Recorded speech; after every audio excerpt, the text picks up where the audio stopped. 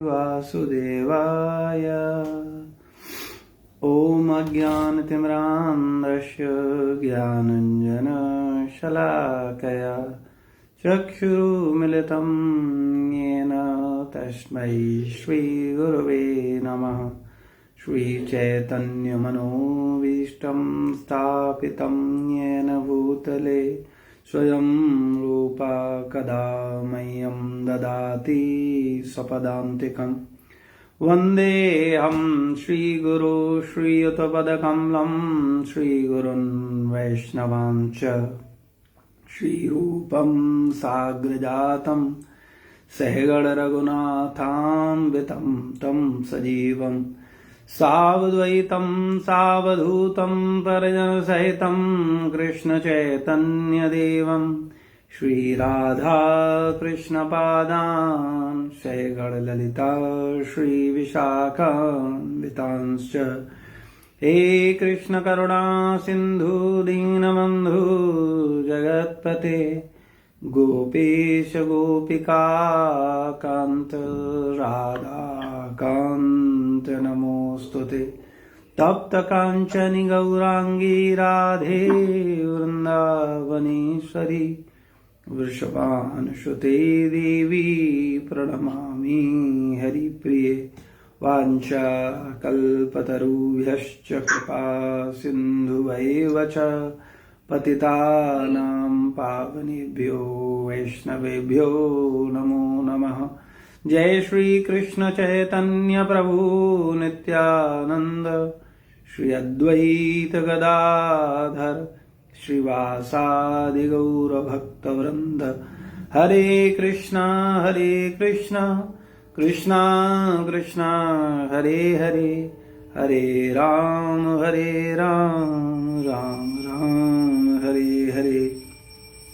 नमो विष्णुपादाय कृष्णपृष्ठाय भूतले श्रीमते भक्तिवेदांत स्वामिनिति नामने। नामस्ते सारस्वतदेवे गौरवाणी प्रचारिणे निर्विशेष शून्यवादी पाश्चात्य देशतारिणे।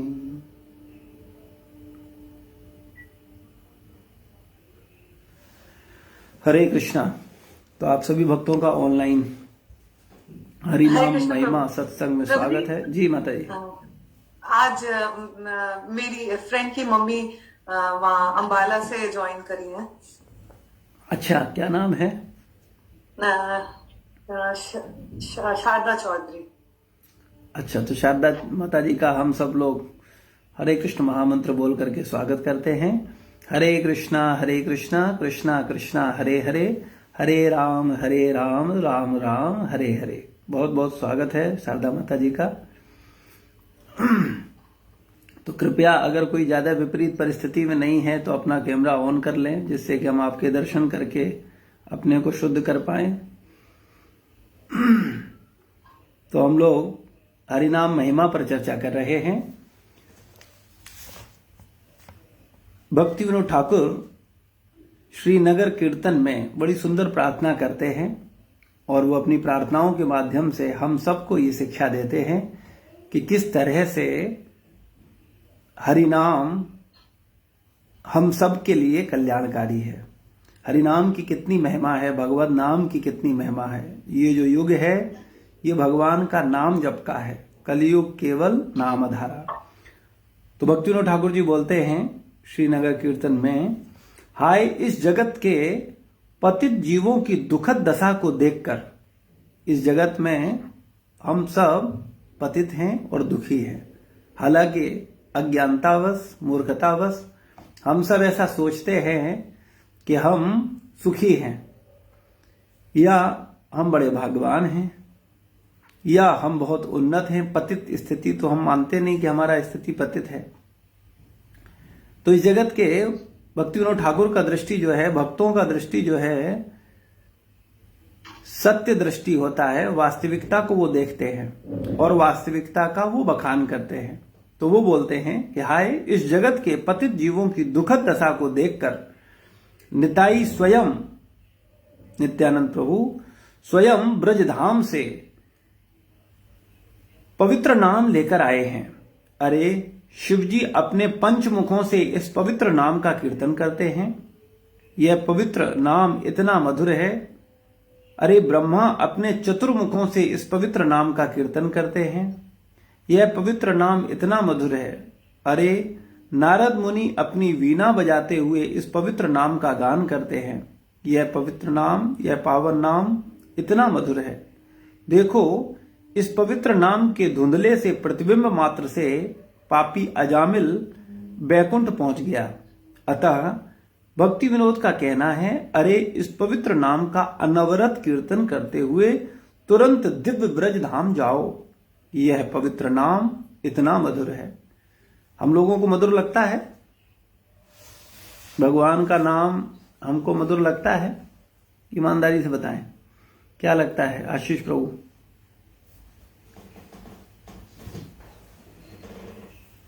भगवान का नाम मधुर लगता है? हरे कृष्णा प्रभु जी। हरे कृष्णा। आवाज आ रही है? जी जी आ रही है।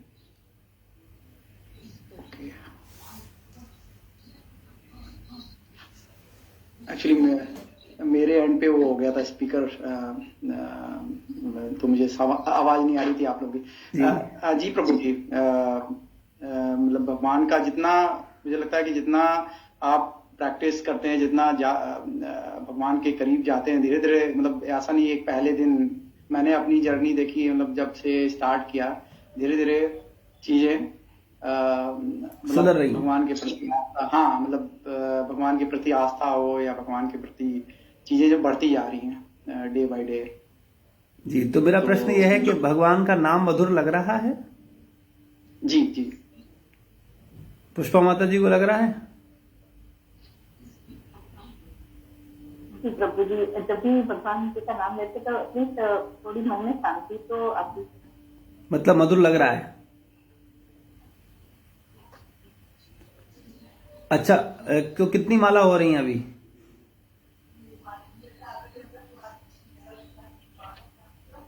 पुष्पा माता जी कितनी माला हो रही हैं रोज पर डे? कितनी माला?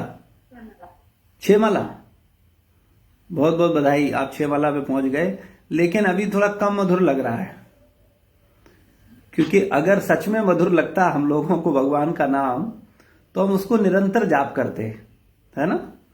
कोई चीज हमको अगर आनंद आता है, अच्छा लगता है, तो उसके लिए किसी को कहने की आवश्यकता नहीं है, हम स्वाभाविक रूप से करते हैं, है ना। सब लोग मना करें भाई ऐसा मत करो, ये ठीक नहीं है, ये पाप है, ये बुरा काम है, फिर भी करते हैं, क्योंकि मुझे मधुर लगता है, मुझे अच्छा लगता है, मुझे आनंद आता है उसको करने में।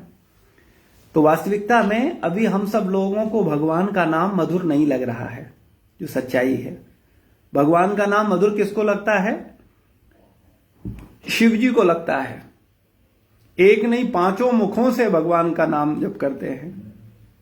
ब्रह्मा जी को लगता है, 4 मुखों से भगवान का नाम लेते हैं और निरंतर लेते हैं, क्योंकि उन्हें वो मधुर लग रहा है। हमको संसार मधुर लगता है, इसलिए हम लोग संसार का स्वाभाविक चिंतन करते हैं, घर का, परिवार का, नौकरी का, बच्चों का, अपने शरीर का, अपनी प्रतिष्ठा का, संसार के जितने भी विषय हैं, सांसारिक चीजें हैं, उन सब का हम लोग स्वाभाविक चिंतन करते हैं। लेकिन भगवान का चिंतन, जब भगवान का नाम जपने के लिए बैठते हैं, उस समय भी हमें भगवान का नाम न याद रह करके और चीजें याद आती हैं। हमको ऑफिस याद आता है, हमको घर के लोग याद आते हैं, हमको अन्य लोग याद आते हैं। तो हम लोगों को ये देखना होगा कि हमें अभी भगवान का नाम वास्तविकता में मधुर लग नहीं रहा है, लेकिन मधुर लगेगा। कब लगेगा? जब हमारी भौतिकता की बीमारी ठीक हो जाएगी। हम लोग चर्चा किए थे कि जैसे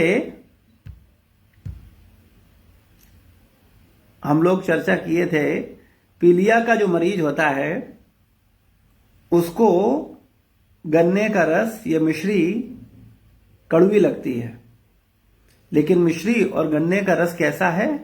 मधुर है, मीठा है। लेकिन उसको मीठा नहीं लग रहा है। क्यों नहीं लग रहा है? क्योंकि वो बीमार है। इसी प्रकार से हम सब लोग भौतिक बीमारी से ग्रसित हैं, सांसारिक बीमारी से ग्रसित हैं। इसलिए सांसारिक बीमारी लग गई है हमको, इसलिए हमें भगवान का नाम मधुर नहीं लग रहा है। भगवान का नाम तो बहुत मीठा है, लेकिन हमको मधुर नहीं लग रहा है। हमको कब मीठा लगेगा? जब हमारी ये सांसारिक रोग की बीमारी ठीक हो जाएगी। जब ये भौतिक रोग ठीक होगा तो हमें ये बहुत मधुर लगेगा, बहुत मीठा लगेगा। और वास्तविकता में भगवान के नाम में आनंद है, क्योंकि भगवान नाम में आनंद नहीं है, भगवान ही आनंद है, नाम ही आनंद है। और जो आनंद ही है वो हमें आनंद नहीं लग रहा है, तो कारण क्या है? कोई तो प्रॉब्लम है। या तो वो आनंद नहीं है या हमको आनंद नहीं आ रहा है, कहीं तो प्रॉब्लम है। तो भगवान तो आनंदमय है, आनंद स्वरूप है, आनंद ही है, इसमें तो कोई संदेह नहीं है। हमको आनंद नहीं आ रहा है तो यहां प्रॉब्लम हमारी है, क्योंकि हमको सांसारिक रोग लगा है, सांसारिक आसक्ति का रोग लगा है, इसलिए हमें भगवान के नाम में आनंद नहीं आ रहा है। और हम जान भी नहीं रहे कि वास्तविक सुख भगवान के नाम में है। देखो, भगवत गीता आप लोगों ने पढ़ा है? पूरा भगवत गीता पढ़ा है आपने? अभी हुआ है आपका पूरा गीता? किसका हुआ है? दीपिका माता जी कर चुकी हैं। दीप्ति माता जी आपका हुआ पूरा? प्रीति माता जी सॉरी, पूरा हो चुका है। तो आपने सुखों का वर्णन सुना है? भगवत गीता में भगवान बताते हैं 3 प्रकार के सुख हैं। बताओगे दीपिका माता जी, प्रीति माता जी, कोई भी? प्रभु जी ऐसे पढ़ा था, लेकिन आप पूछ रहे थे यार, कुछ नहीं यार। अच्छा, प्रीति माता जी कुछ याद है? नहीं प्रभु जी, मुझे भी याद नहीं। तो भाई पढ़ो, तो ऐसा पढ़ो ना तो कुछ तो याद रहे। भाई हमने पढ़ा और हमको पता ही नहीं है कि हमने पढ़ा क्या है, तो फिर पढ़ने से फायदा क्या है? कई बार लोग गीता पढ़ते हैं और एक मिथ्या अहंकार कर लेते हैं, हाँ गीता तो मैंने पढ़ा है, वो तो पढ़ लिया, वो 2 बार पढ़ चुका हूं। अच्छा, उसमें है क्या? बोले वो सब नहीं जानते, पढ़ लिया हमने। आपसे श्रेष्ठ हैं हम, क्योंकि आपने नहीं पढ़ा है और हमने पढ़ा है, तो हम श्रेष्ठ हैं। नहीं प्रभु जी, शायद आप थोड़ा सा हिंट देंगे तो आ जाए आंसर नहीं आ रहा। अच्छा चलो ठीक है। तो सुख को भगवान बताते हैं 3 प्रकार के सुख हैं, है ना? सतोगुणी सुख, रजोगुणी सुख, तमोगुणी सुख। याद आ गया? हाँ, आ गया प्रभु जी, याद आ गया। अच्छा चलो बताओ फिर बताओ सतोगुणी सुख क्या है, बताओ। सतोगुणी मतलब जो चीजें हैं, मतलब जैसे स्लो म्यूजिक हो गया, या मतलब स्पिरिचुअल वाला, और हल्का मतलब नहीं नहीं सादा खाना। नहीं नहीं, दीपिका माता ही बताओ, सात्विक सुख क्या है? सात्विक सुख प्रभु जी, अब बुक का याद नहीं आ रहा है, लेकिन अगर ऐसे देखा जाए तो सात्विक सुख जो भगवान ने जिसका मन लगे, जो शांत हो। हाँ नहीं नहीं, जो गीता में श्लोक वर्णन है उस पर हम पूछ रहे हैं। चलो हम चर्चा करते हैं हम लोग। तो वास्तविकता में 3 प्रकार का सुख है। हम सब लोग सुख प्राप्ति के लिए तो भाग रहे हैं संसार में, है ना? सुख के लिए ही कर रहे हैं, लेकिन उस पर हमारा ये विचार नहीं है ये सुख है कितने प्रकार का, या कौन सा सुख हम ले रहे हैं, हम लोग किस स्तर का सुख ले रहे हैं, है ना? सुख तो हम सब लोग ले ही रहे हैं, कुछ ना कुछ सुख तो हमको मिल ही रहा है, तभी हम लोग कोई कार्य कर रहे हैं। लेकिन जो हम सुख ले रहे हैं वो किस स्तर का है? जैसे इसको सरल भाषा में समझें, एक सुअर मल खाता है तो उसको सुख मिलता है ना?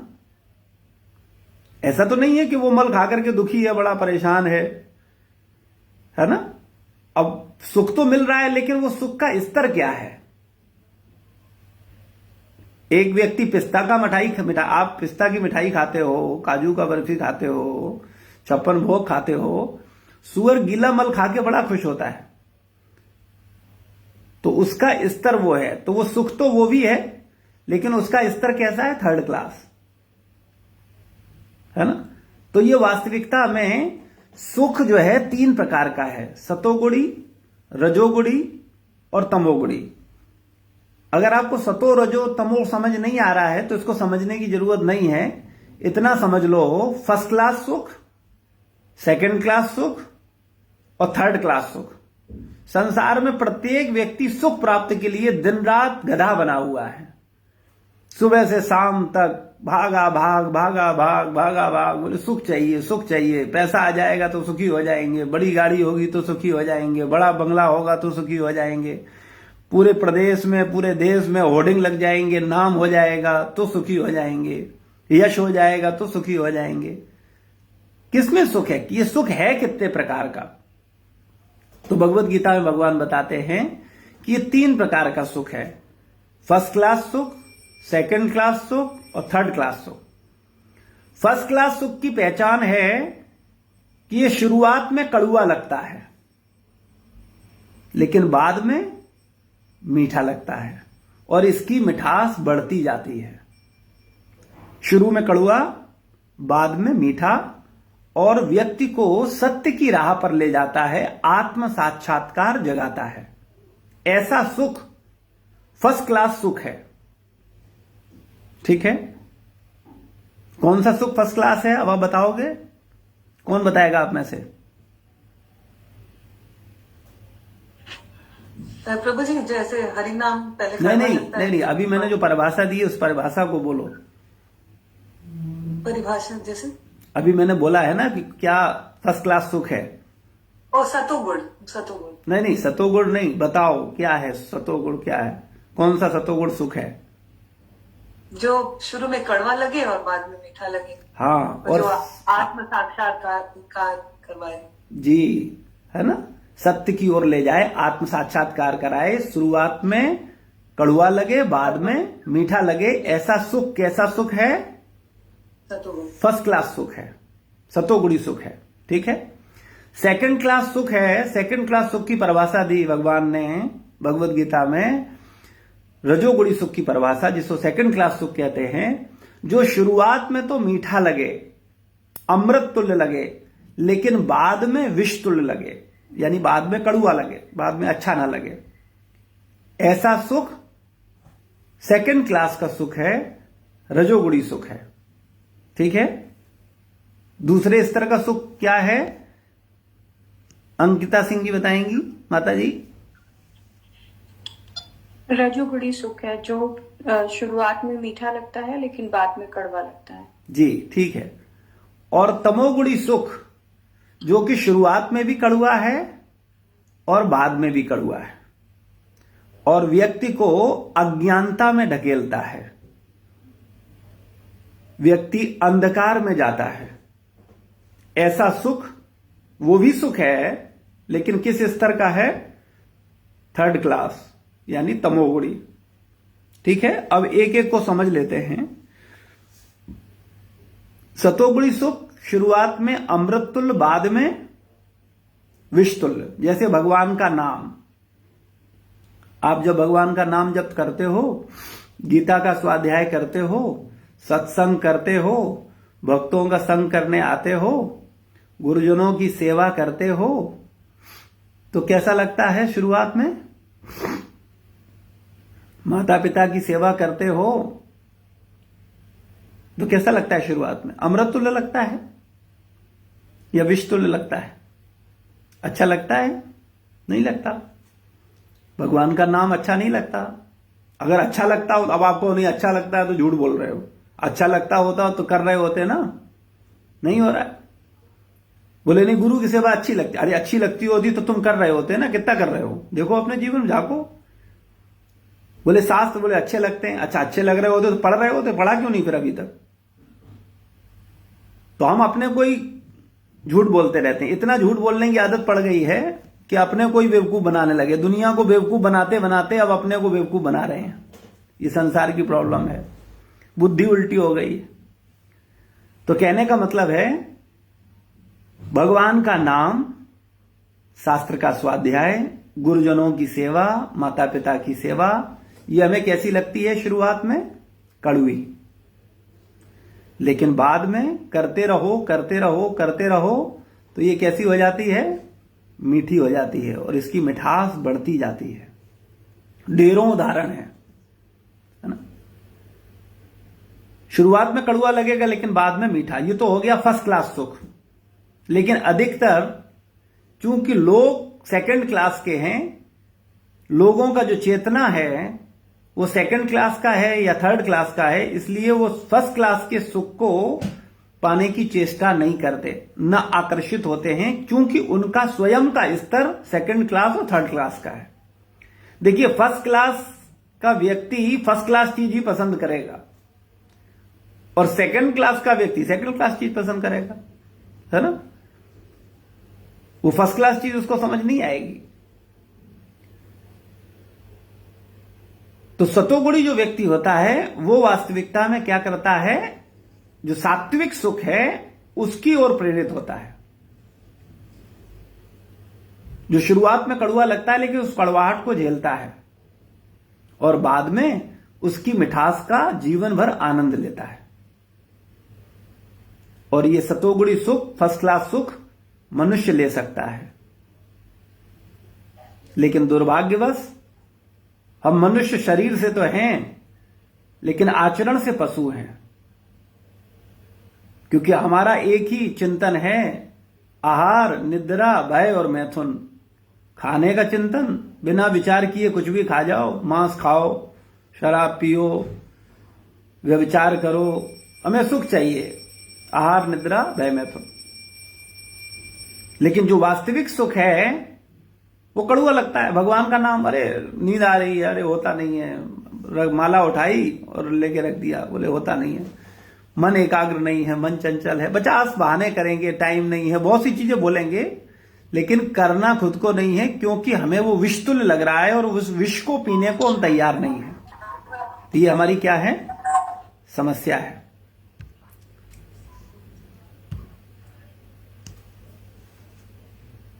दूसरा सुख शुरुआत में अमृत तुल्य और बाद में विष तुल्य, ये सेकंड क्लास का सुख है और हम भी सेकंड क्लास के हैं, है ना।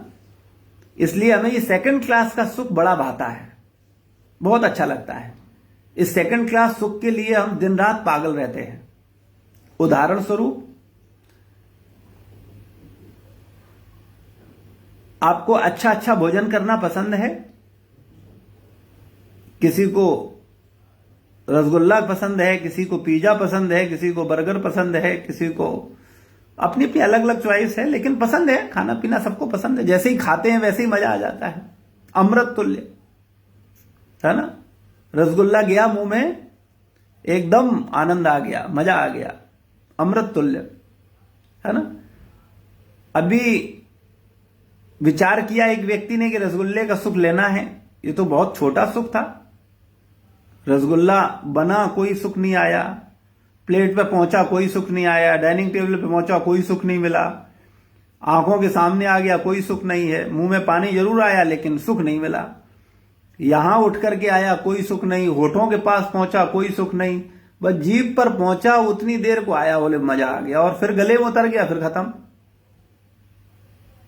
तो व्यक्ति ने कहा, इतनी मेहनत करी, रसगुल्ला बनाया, उसको इंतजार किया, खाया, और मजा तो केवल 1 सेकंड का, 2 सेकंड का, 10 सेकंड का,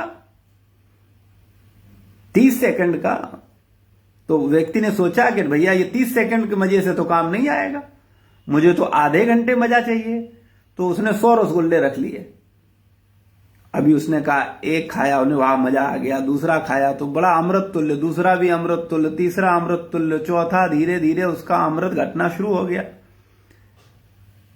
और 20वें रसगुल्ले पर पहुंचते पहुंचते उल्टी की स्थिति आ गई, अब विष जैसा लगने लगा। फिर उसने कहा, हम 25 खाएंगे। उसने कहा, नहीं, 100 तो खाने, आधे घंटे तो ये आनंद लेना ही है। अब आनंद ही नहीं मिल रहा है। शुरुआत में तो अमृत तुल्य है लेकिन बाद में विष हो गया। तो ये सेकंड क्लास का सुख है, बुरा मत मानना, हम सब सेकंड क्लास के हैं, इसलिए सेकंड क्लास के सुख की ओर आकर्षित हैं। एक उदाहरण, दूसरा उदाहरण ले लो। एक युवक युवती से आकर्षित होता है। श्रील प्रभुपाद जी भगवद गीता के तात्पर्य में बताते हैं कि एक युवक युवती से आकर्षित होता है और उसको लगता है बड़ा अमृत तुल्य सुख मिलेगा, और वो उससे विवाह करता है। और विवाह करने के बाद जब साथ रहते हैं तो विष तुल्य हो जाता है। फिर एक दूसरे को बर्दाश्त करना मुश्किल होता है और तलाक हो जाता है। पहले जो अमृत तुल्य था, जिसको हम देख करके इतने खुश हो रहे थे, लग रहा था कि अरे बड़ा सुखी सुख है, यही असली सुख है जीवन का, वो विष तुल्य हो गया। अब उसी की वजह से परेशान है, छुटकारा पाने की सोचते हैं, बोले कैसे छुटकारा मिले। ठीक है, फिर दूसरा अमृत खोजा जाए, लेकिन अमृत न पहले में है न दूसरे में है। तो ये संसार का जो सेकंड क्लास का सुख है, ये पहले कैसा लगता है? अमृत तुल्य, और बाद में विष तुल्य। जैसे शुरू में आपकी नौकरी लगी नहीं थी, जब ईमानदारी से बताओ, जब आप धन अर्जन नहीं कर रहे थे, तो आपको क्या लग रहा था? वहां नौकरी मिलेगी ना, मजा आ जाएगा, अमृत है, अमृत है ना। अभी मिल गई है आपको, अब कितना अमृत चख रहे हो बताओ जरा। तो अब वो विष तुल्य हो गया है। अरे इतनी प्रॉब्लम, ऊपर वाले भी ठीक नहीं है, नीचे वाले भी ठीक नहीं है, चारों तरफ बड़ा गड़बड़ है। जो अमृत चखने गए थे अब विष पी रहे हैं, कारण हम सेकंड क्लास के हैं। लेकिन दुर्भाग्यवश, अज्ञानतावश हम मानते नहीं है कि हम सेकंड क्लास के हैं, हम तो अपने को फर्स्ट क्लास ही मानते हैं। अगर हम मानने लग जाएं कि हम सेकंड क्लास के हैं तो फर्स्ट क्लास बनने की कोशिश करें, लेकिन हम मानते नहीं हैं। हम सब अपने आप को बोल भले ही दें सत्संग में कि नहीं, हाँ प्रभु जी हम तो सेकंड क्लास हैं, थर्ड क्लास हैं, लेकिन मन में तो यही चलता है कि भाई हमारे समान कोई नहीं है, फर्स्ट क्लास है। तो अब जो फर्स्ट क्लास खुद माने बैठा है और है सेकंड क्लास, तो वो क्यों बनेगा फर्स्ट क्लास? नहीं बनेगा, समस्या है। तो ये सेकंड क्लास का सुख है, रजोगुणी सुख है, जो पहले कैसा लगता है? अमृत तुल्य, और बाद में विष तुल्य। ठीक है, तो जो बुद्धिमान व्यक्ति है वो इन पर विचार करता है कि मैं किस स्तर का सुख ले रहा हूं, और जो मूर्ख है उसके पास कोई ऑप्शन ही नहीं है। वो क्या करेगा बेचारा? उसको जो दिख रहा है वो वही खाएगा ना, वही करेगा ना जितनी उसको समझ है। आचार्यगण बताते हैं कि जब हायर टेस्ट मिलता है तब लोअर टेस्ट छूटता है। जब तक आपको हायर टेस्ट नहीं मिलेगा, आपका लोअर टेस्ट नहीं छूटेगा, आप छोड़ नहीं पाओगे, कुछ भी कर लो। आपके ऊपर प्रवचनों का असर नहीं होगा। अगर आपको वास्तविकता में वो हायर टेस्ट मिलने लगेगा तो आप स्वाभाविक रूप से छोड़ दोगे। और थर्ड क्लास सुख कैसा है? जो शुरुआत में भी कड़वा है और बाद में भी कड़वा है। जैसे शराब शुरुआत में भी कड़वी है और बाद में भी कड़वी है, कोई सुख नहीं है। लेकिन आप कहो कोई सुख नहीं, जो पीता है उससे पूछो, बड़ा मजा आता है। आशीष प्रभु क्या विचार है, शराब में सुख है कि नहीं है? नहीं है प्रभु जी। सुख तो है, लेकिन थर्ड क्लास का सुख है, क्योंकि अगर नहीं होता तो फिर लोग पी नहीं रहे होते। सुख तो है, हम ये नहीं कह सकते कि सुख नहीं है, सुख है, लेकिन उसका स्तर कैसा है? Third class. जैसे सुअर मल खाता है, तो आप कहो मल में सुख नहीं है, तो हम कहेंगे नहीं, मल में सुख है, क्योंकि सुख नहीं होता तो सुअर क्यों खा रहा है? तो कारण क्या है कि वो सुअर की चेतना वाला है, इसलिए उसको मल अच्छा लग रहा है। ऐसे ही जो शराब पीते हैं, कड़वा शब्द है, बुरा लगेगा, लेकिन सत्य है, वो सुअर की चेतना वाले लोग हैं। तो चूंकि उनका सुअर का चेतना है, इसलिए उनको वो शराब जो मल के समान है वो उनको बड़ी टेस्टी लग रही है। जबकि उस शराब को पीने से उनका स्वयं का स्वास्थ्य खराब हो रहा है, उनके पैसे खराब हो रहे हैं, वो दिन रात मेहनत करके पैसे कमा रहे हैं और अपने ही पैसों को अपने बर्बाद करने के लिए खर्च कर रहे हैं, अपनी स्तर गिराने के लिए, इस जीवन में भी और अगले जीवन में भी।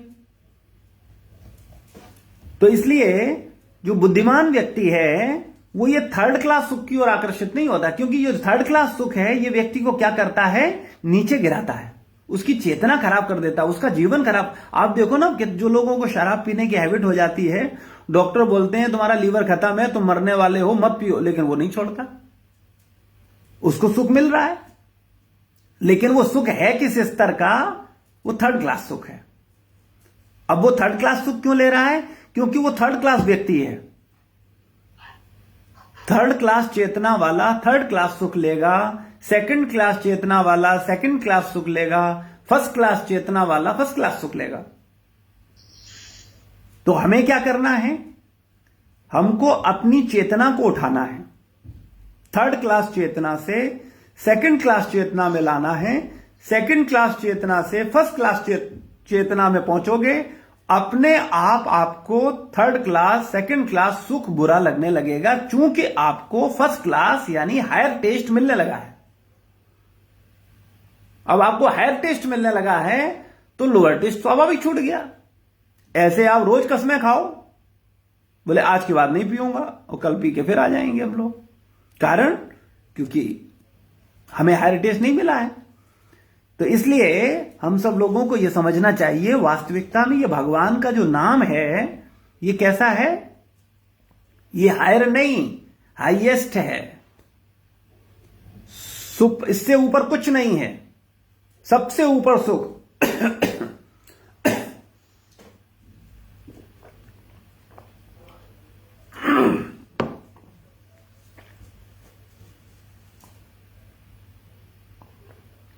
ये भगवत नाम का जो जप है, ये भगवान का जो भजन है, भगवत सत्संग है, गुरु का सेवा है, माता पिता का सेवा है, भक्तों का संग है, ये सबसे उच्च दर्जे का सब सुख है। लेकिन ये शुरुआत में कड़वा लगेगा, ये अच्छा नहीं लगेगा। फिर मैं एक सरल बात कह रहा हूं, खास करके गृहस्थ भक्तों से, माता पिता की सेवा करने में सुख है या अपने बच्चों की सेवा करने में सुख है?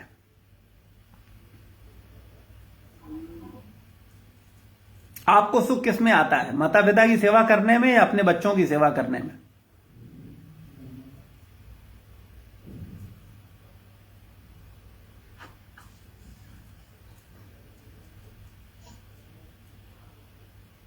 भाई आप सबके माता पिता भी हैं, आप सबके बच्चे भी हैं, और आप दोनों की सेवा करते हो, तो आपको जो सुख है वो किसमें अधिक मिलता है? आपका क्या अनुभव है?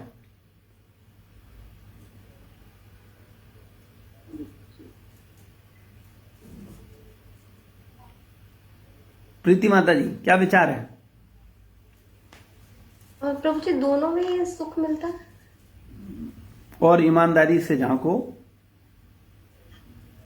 प्रभु जी, बच्चों का तो जिम्मेदारी लगता है मुझे, और माता पिता की नहीं? काम जिम्मेदारी लगता है। माता पिता का काम करना मतलब हमारा फर्ज है, वो हमें करना ही चाहिए, अच्छा लगे ना लगे। हाँ नहीं, वो तो एक बोझ हो गया, बोले अच्छा लगे ना लगे करना है भैया, इधर मजा आ रहा है। मतलब मेरे साथ तो ऐसा नहीं है, लेकिन हाँ मतलब आपको ऐसा सोचना भी नहीं चाहिए, अच्छा लगे ना लगे करना ही करना चाहिए। लेकिन कितने लोग करते हैं? प्रभु जी, आजकल के लोग तो देखो सब बाहर ही रहते हैं, अब इंडिया में भी सब दूर ही रहते, पेरेंट्स से तो पास में नहीं रहते। अपनी तरफ से तो सब कोशिश करते ही हैं जितना संभव हो पाए। प्रॉब्लम यह है, हम सत्य को स्वीकार करने को तैयार नहीं है। वास्तविकता यह है कि हमको बच्चों की सेवा करने में सुख मिलता है, माता पिता की सेवा करने में उस स्तर का सुख नहीं मिलता है जिस स्तर का बच्चों की सेवा करने में सुख मिलता है। ये एक कटु सत्य है, और इसे हम जितनी ईमानदारी से स्वीकार कर लेंगे उतनी ही तीव्रता से हम अपने अंदर सुधार ला पाएंगे। ये स्वाभाविक ही है। संसार देखो, हमारे ऊपर ऋण माता पिता के अधिक हैं या बच्चों के ऋण ज्यादा हैं? माता पिता के। लेकिन हमें क्या लगता है, माता पिता का सेवा ज्यादा करना चाहिए कि बच्चों का सेवा ज्यादा करना चाहिए? हमें तो प्रभु जी यही लगता है बच्चों की करनी चाहिए ज्यादा, क्योंकि वो छोटे हैं। स्वाभाविक ही। अच्छा, माता पिता बूढ़े हैं, वो नहीं? हाँ है प्रभु जी, मुझे लगता है दोनों का ही करना चाहिए, दोनों की अपनी अपनी। नहीं, तो मैंने ये तो नहीं कहा ना कि बच्चों को अनाथालय में छोड़ा हो, मैंने ऐसा थोड़ी बोला है। मेरा कहने का मतलब केवल इतना है कि हम बच्चों का निश्चित रूप से ध्यान रखें, वो हमारे ऊपर आश्रित हैं, लेकिन मैं बात कर रहा हूं केवल अपनी सुख के स्तर की। हम उसको थोड़ा अपनी आत्मबोध करें, अपने मन का प्रॉब्लम्स को समझें। हम लोगों को बच्चों की सेवा करने में स्वाभाविक सुख मिलता है, और माता पिता की सेवा करने में वो सुख नहीं मिलता है। अपने हाँ जी प्रभु जी, हरे कृष्णा। हरे कृष्णा माता जी। बच्चों की सेवा करने में सुख तो तब मिलता ना, साथ में उनको डांट भी लेते हो, साथ में उनको जो भी कह सकते हो, लेकिन माता पिता कुछ भी कह रहे हैं उनको आप वापस जवाब नहीं दे सकते हो, उनकी हर बात ही माननी है। तो कभी कभी आप इरिटेट हो जाते हैं, गुस्सा आ गया, मतलब कुछ परेशानी दिमाग में हो गई, वो सब चीजें हो जाती हैं। पर बच्चों के साथ आप थोड़ा परेशान होते हो, लेकिन आई डोंट नो मुझे उतना है नहीं कि बच्चों के तो साथ में आप सारा कुछ कहते हो ना, तभी इसलिए बच्चों को ज्यादा मैं आपकी बात समझ गया, आपकी आवाज कट रही है, मैं आपका भावना, आपकी बात समझ गया। मैं उस पे आपको बता दूं कारण क्या है कि माता पिता की जब हम सानिध्य में रहते हैं तो वो हमसे बड़े हैं। हम देखिए, दो चीजें हैं, एक गुरु का सानिध्य है और माता पिता का सानिध्य है। जब हम गुरु के सानिध्य में होंगे और माता पिता के सानिध्य में होंगे तो हमें हमेशा कुछ सीखने को मिलेगा, और वो चूंकि हमसे बड़े हैं इसलिए उनको हमें सुधारने का जीवन भर अधिकार है। ऐसा नहीं है कि उन्होंने ये अधिकार खो दिया है, अब हम बालिग हो गए हैं, अब हम अपना अच्छा बुरा समझते हैं, अब आप हमें मत समझाओ, अब हमें डिस्टर्ब मत करो, अब हमें जो करना है सो करने दो। क्योंकि वो हमसे प्रेम करते हैं इसलिए वो चाहते हैं कि हम सुखी रहें, इसलिए उनको जो समझ आता है, वो जो समझते हैं वो हमें अपने अनुभवों से समझाते हैं। और बच्चों के साथ क्या है कि हम उनको डांट लेंगे, पीट लेंगे, वहां हमारे अहंकार की पूर्ति होती है। हमने कहा यस तो वो कहेंगे यस, हमने कहा नो तो वो कहेंगे नो, तो हमको बड़ा अच्छा लगता है, यही चीज तो हमें चाहिए। और माता पिता के पास कहेंगे हम यस तो वो कहेंगे नो, हम कहेंगे नो वो कहेंगे यस, तो हमें पसंद नहीं आता। बोले ये क्या बात है, ऐसा तो इन लोगों के साथ ही नहीं रहेंगे, इन्हें तो दूर ही रहना दो, डिस्टर्ब करते रहते हैं हमेशा, मेरी हमें आ नहीं मिलाते, हमें तो हमें आ मिलाने वाला चाहिए।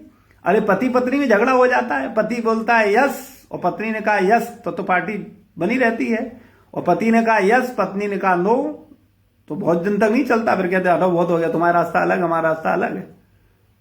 और तुम पत्नी ने कहा यस, हर चीज में यस, तो बहुत बढ़िया पत्नी हमारी, क्या बात है। पति बोल रहा है यस यस यस, बोले मुझसे ज्यादा अच्छा पालतू पति नहीं है कोई, बहुत बढ़िया पति है मेरा, इसको मैं यस बोलती हूं, बिल्कुल यस बोलता है, पालतू पति है। तो वास्तविकता में हमको इन सब बातों पे विचार करना चाहिए, हमें अपनी प्रॉब्लम समझनी चाहिए। ये अहंकार जो है ना, ईगो जो है ना, ये बड़ी खतरनाक है। अहंकार का मतलब होता है मैं और मेरा, बस मैं ही ठीक हूं और मैं जिसे मेरा मान रहा हूं वो ठीक है, बस बकाया सब गड़बड़ है, ये अहंकार है। तो कहने का तात्पर्य है ये माता पिता का सेवा, गुरुजनों का सेवा हमें अच्छा नहीं लगता। क्यों नहीं अच्छा लगता? क्योंकि वो मेरे अहंकार को काटते हैं। हमें उनके अनुसार चलना होता है, वो हमारे अनुसार नहीं चलेंगे। बच्चे हों शिष्य हों, ये क्या करते हैं, ये हमारे अनुसार चलेंगे, हमारी हाँ में हाँ बोलेंगे, हमारी ना में ना बोलेंगे, तो इनके साथ हम चलते हैं क्योंकि मेरे अहंकार की पूर्ति होती है, हमको अच्छा लगता है। लेकिन भला किसमें है, ये विचार करने वाली बात है। हमको हमारे जीवन को दिशा कहां से मिलेगी, ये विचार करने वाली बात है। हम वास्तविकता में सही डायरेक्शन में कैसे जाएंगे, ये विचार करने वाली बात है। अगर हम अपने मन की मानते रहेंगे तो हम सुखी होंगे या दुखी होंगे? क्योंकि हमारे मन के अनुसार अगर हम चलते रहेंगे, हमारे बच्चे भी हमारे मन के अनुसार चलते रहेंगे, या हमारे जो फॉलोअर हैं वो भी हमारे मन के अनुसार चलते रहेंगे। तो मन के अनुसार चलने पर हम सुखी होंगे या दुखी होंगे, ये विचार करने वाली बात है। हमने मान लिया कि आप माता पिता की मत सुनो, आप गुरु की मत सुनो, आप उनकी डांट मत खाओ, वो टोके आप मत सुनो, लेकिन आप अपने मन की करो और आपके बच्चे भी आपके मन की करें। उसका परिणाम आपको क्या मिलने वाला है, इस पर विचार कर लो। क्या लगता है आपको, आप सुखी हो जाओगे?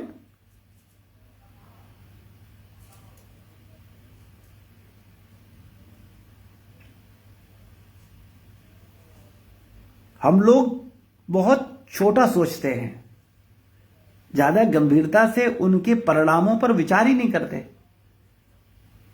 तो ये समझने वाली बात केवल इतनी है, हम लोग ये पूरा उल्टी गंगा बहा रहे हैं, बिल्कुल, है ना। अभी कलयुग है ना, हर चीज उल्टा चल रहा है। हमको वास्तविकता में माता पिता का सेवा करना चाहिए, उनको संतुष्ट रखना चाहिए, उनको खुश रखना चाहिए। और जब आपके बच्चे ये देखेंगे कि हमारे घर में हमारे दादी बाबा का बड़ा सम्मान है, हमारे मम्मी पापा उनकी बड़ी सेवा कर रहे हैं, उनके पैर दबा रहे हैं, उनको पहले भोजन खिलाते हैं, फिर भोजन खाते हैं, पहले उनको अच्छे वस्त्र देते हैं, फिर अच्छे वस्त्र पहनते हैं, तो ये उनके अंदर बचपन से संस्कार आएंगे। फिर वो देखेंगे, देख रहे हैं, फिर कल जब उनको शादी होगी तो फिर वो आपका वैसे ही सेवा करेंगे, अगर आपने उनको अपने आचरण से अच्छा संस्कार दिया है, उनको अच्छी शिक्षा दी है तो। नहीं तो क्या होगा, आज आप अपने माता पिता की उपेक्षा करके अपने बच्चों के साथ आनंद ले रहे हो, कल उनके बच्चे होंगे, वो अपने बच्चों के साथ आनंद लेंगे, वो आपको किनारे कर देंगे। और ये स्वाभाविक हो रहा है, घर घर में चल रहा है, आप देखो।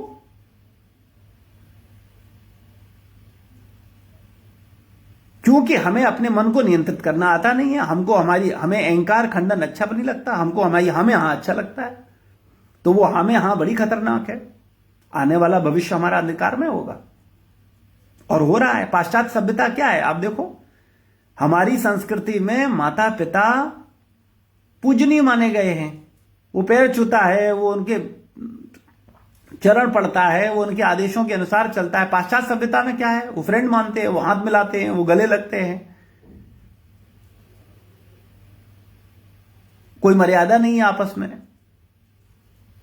तो आज आधुनिक भारतीय पाश्चात्य सभ्यता से प्रभावित होकर के उसी संस्कृति को अपना रहा है। लेकिन उस संस्कृति, कोई भी संस्कृति बुरी नहीं है, लेकिन परिणाम आपको क्या मिलने वाले हैं उस पर विचार जरूर कीजिए। अभी आप युवा हैं, अभी आप धन अर्जन कर रहे हैं, अभी आपके बच्चे आप पर डिपेंड हैं पूर्ण रूप से, वो आपकी हम यहां मिलाएंगे क्योंकि उनका स्वार्थ सिद्ध हो रहा है। माता पिता का स्वार्थ नहीं है, क्योंकि उन्होंने तो अपनी सेविंग कर रखी है। भाई कोई माँ बाप बहुत ही ज्यादा बच्चों पर डिपेंड हो, वो अलग बात है, अदरवाइज माता पिता अपना जान के चलते हैं कि आजकल के बच्चे नालायक हैं, अपनी व्यवस्था खुद करके चलो, इनका कोई भरोसा नहीं है। तो उनको तो आपकी जरूरत है, लेकिन चूंकि वो इंडिपेंडेंट है, आपके बच्चों की तरह असहाय नहीं है, आपके ऊपर डिपेंड नहीं है पूर्ण रूप से, इसलिए वो आपकी उतनी नहीं सुनेंगे। और वो नहीं सुनेंगे तो हम कहेंगे हम क्यों करें, तुम सुनोगे हमारी, जो हम कहेंगे वो करोगे, जो हम कहें कोने में बैठे रहो तो बैठे रहोगे, तो बहुत बढ़िया माता पिता हो, तो आपसे अच्छा माता पिता नहीं है। तो ये हमारी प्रॉब्लम है। तो कहने का मतलब केवल इतना सा है, मैं आप सबका ध्यान यहां केंद्रित करना चाहता हूं, क्योंकि आप सब के बच्चे हैं और आप सबके माता पिता हैं। कल आपके बच्चे भी माता पिता बनेंगे, उनके भी बच्चे होंगे, और आप उसी पोजीशन पर पहुंच जाएंगे। तो अगर आपके घर के संस्कार अच्छे हैं, आपने अपने माता पिता को उचित आदर दिया है, उनकी सेवा की है, बच्चों ने ये देखा है, तो वो स्वाभाविक रूप से आपकी करेंगे। और नहीं भी करें, हम कह रहे, मान लो बच्चे नहीं करते हैं, आपको तो जीवन में संतुष्टि रहेगी कि आपने जीवन में अच्छा कर्म किया है। एक और सरल बात बताओ, चलो, एक व्यक्ति अपनी पत्नी के नाम 5 करोड़ कर जाता है, पत्नी और बच्चों के नाम, ठीक है, समाज में उसको बुला करके बड़ा मेडल और बड़ा माला वाला पहनाई जाएंगी, अरे बड़ा आदरणीय व्यक्ति है, अपनी पत्नी के नाम इसने 5 करोड़ किए हैं, बच्चों के नाम 5 करोड़ कर दिए हैं, करेगा कोई?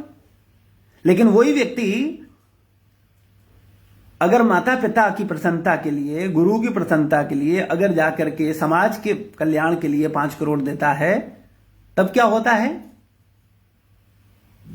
उसको हर व्यक्ति सम्मानित करता है। क्यों सम्मान करता है? क्योंकि वो लीक से हट करके उसने अपने मन के साथ युद्ध किया। वो भी उन 5 करोड़ रुपयों का उपभोग पत्नी बच्चों को करवा सकता था या खुद कर सकता था, लेकिन उसने उस भोग को छोड़ करके माता पिता की सेवा चुनी, गुरुजनों की सेवा चुनी, भगवान की सेवा चुनी, समाज की सेवा चुनी और समाज के कल्याण के लिए किया। लेकिन मैं ये नहीं कह रहा कि पत्नी बच्चों को भिखारी बना करके फिर आप माता पिता या बच्चों गुरु की या भगवान की सेवा करो, नहीं, कम से कम बैलेंस तो रखो भाई। आधा आप पति पत्नी का करो, आधा माता पिता को करो, आधा गुरु का करो, आधा भगवान को, कम से कम कुछ तो दिमाग में रहे भाव। लेकिन नहीं, हमारा कोई ऐसा भाव नहीं होता। कारण केवल इतना है, हमारे जीवन में बैलेंस होना आवश्यक है। हम लोग बात कर रहे थे सतोगुणी सुख की, तो हम अपने पुनः टॉपिक पर पहुंचे। ये वास्तविक जो सतोगुणी सुख है ये कड़वा लगेगा।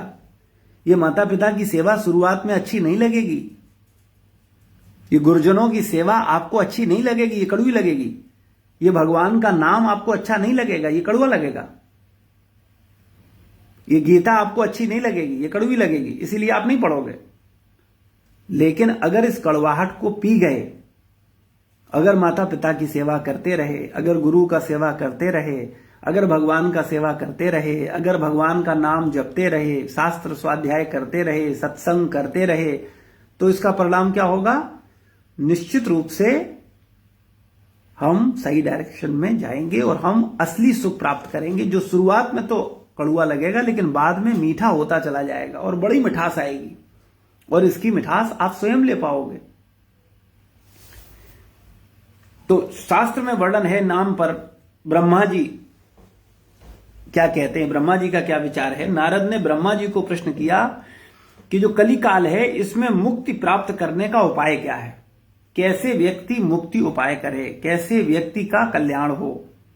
ये कलयुग वैसे ही कलह का युग है, हर व्यक्ति एक दूसरे से कलह कर रहा है, पति पत्नी से झगड़ रहा है, पत्नी पति से झगड़ रही है, पति पत्नी मिलकर के बच्चों से झगड़ रहे हैं, बच्चे माता पिता से झगड़ रहे हैं, पड़ोसी पड़ोसी से झगड़ रहा है, किराएदार मकान मालिक से झगड़ रहा है, बॉस अपने जो अंडर हैं उनसे झगड़ रहा है। तो संसार में चारों तरफ झगड़ा मचा हुआ है। कलह का युग है ना, कलयुग, कलह का युग, मतभेद का युग। तो इससे कैसे कल्याण हो, कैसे व्यक्ति का उद्धार होगा?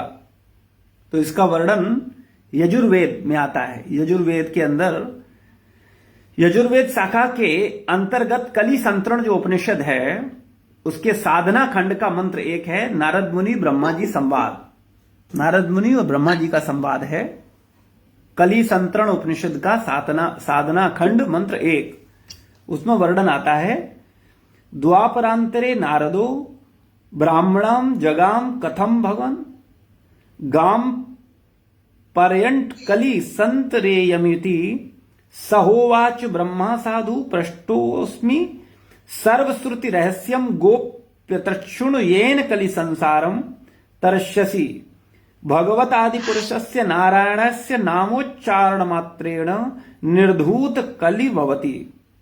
द्वापर युग के अंतिम काल में एक बार नारद पितामह ब्रह्मा जी के समक्ष उपस्थित हुए और बोले, हे भगवान, ये ब्रह्मा हुआ नहीं करते थे, अभी वर्तमान में भी है। नारद ऐसा नहीं था, हुआ करते थे, अभी भी हैं, द्वापर में भी थे, सतयुग में भी थे, कलयुग में भी हैं। हमारी उम्र 100 साल है तो हम सोचते हैं सबकी उम्र 100 साल है। अरे भैया, मच्छर की उम्र 100 साल नहीं होती है, वो एक दिन में जन्म लेता है, पैदा होता है, बड़ा होता है और खत्म हो जाता है, वो 100 साल नहीं जीता। ऐसे ही हम 100 साल जी सकते हैं।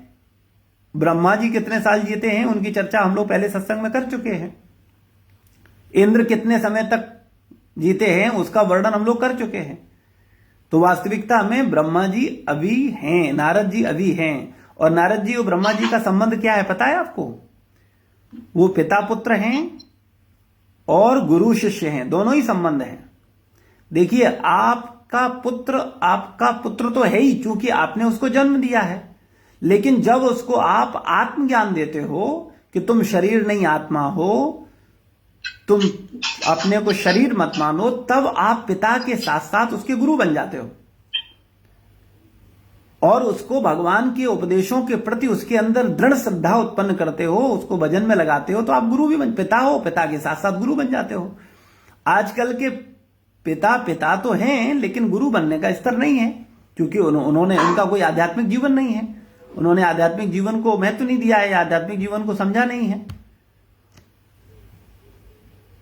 तो वो मिलते हैं और उनसे पूछते हैं कि मैं पृथ्वी लोक में भ्रमण करता हुआ गया और देखा कि कलयुग में चारों तरफ लोग बड़ा कष्ट उठा रहे हैं, इनको कैसे मुक्ति मिलेगी, इनका कैसे कल्याण होगा, क्या तरीका है? तो ब्रह्मा जी प्रसन्न मुख होकर इस प्रकार बोले, हे वत्स, तुमने आज मुझसे अत्यंत प्रिय बात पूछी है। आज मैं समस्त श्रुतियों का जो अत्यंत गुप्त रहस्य है उसे बतलाता हूं, सुनो। इसके श्रवण मात्र से ही कलयुग में संसार सागर को पार कर लोगे। भगवान आदि पुरुष नारायण के पवित्र नाम के उच्चारण मात्र से मनुष्य कलिकाल के समस्त दोषों को विनष्ट कर सकता है, केवल भगवान के पवित्र नाम के जप से।